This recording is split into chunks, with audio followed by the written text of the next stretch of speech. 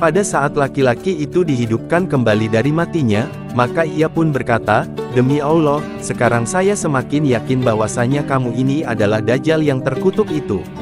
Rasulullah meneruskan keterangannya, kemudian Dajjal ingin membunuhnya lagi, tetapi kini ia tidak dapat mengalahkannya lagi. Abu Ishaq berkata, sesungguhnya yang dimaksud dengan laki-laki itu adalah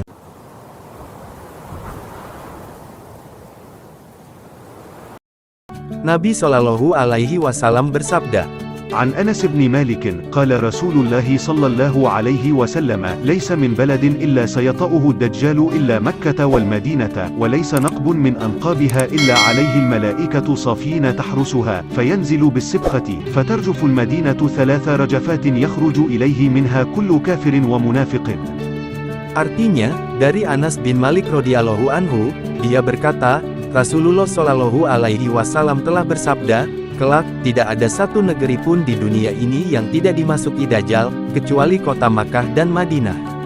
Pada setiap jalan masuk ke kota Makkah dan Madinah terdapat beberapa malaikat yang berbaris menjaga kedua kota tersebut. Kemudian Dajjal akan singgah di Sibkah. Tak lama kemudian, kota Madinah akan berguncang 3 kali hingga setiap orang kafir dan munafik akan keluar dari Madinah untuk mengikuti Dajjal. Hadits riwayat Muslim nomor 206. Ternyata inilah laki-laki yang dibunuh lalu dihidupkan kembali oleh Dajjal.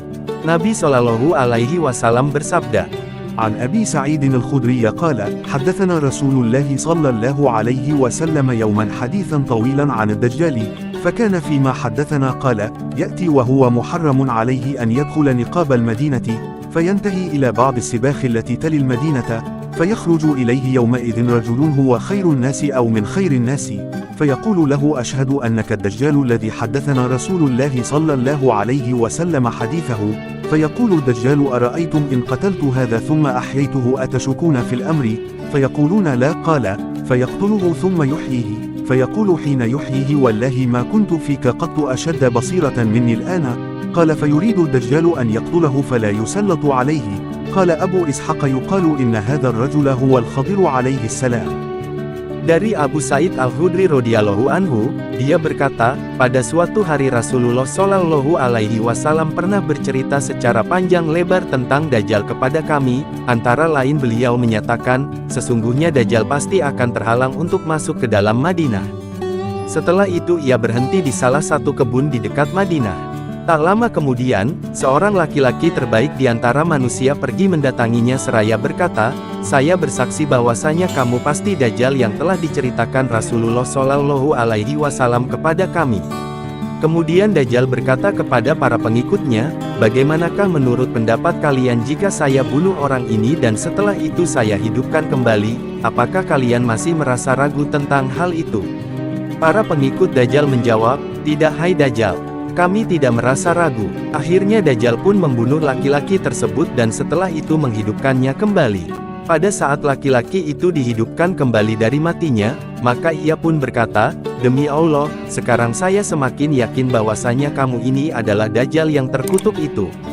Rasulullah meneruskan keterangannya, kemudian Dajjal ingin membunuhnya lagi, tetapi kini ia tidak dapat mengalahkannya lagi. Abu Ishaq berkata, sesungguhnya yang dimaksud dengan laki-laki itu adalah Nabi Khidir alaihi salam. Hadits riwayat Muslim nomor 199. Tolonglah agama Allah itu dengan mengklik bagikan. Mudah-mudahan bermanfaat untuk kita dan orang yang mengetahuinya. Mudah-mudahan dengan izin Allah dapat menghidupkan hati yang mati dan menumbuh suburkan semangat untuk ibadah. Amin ya Rabbal Alamin.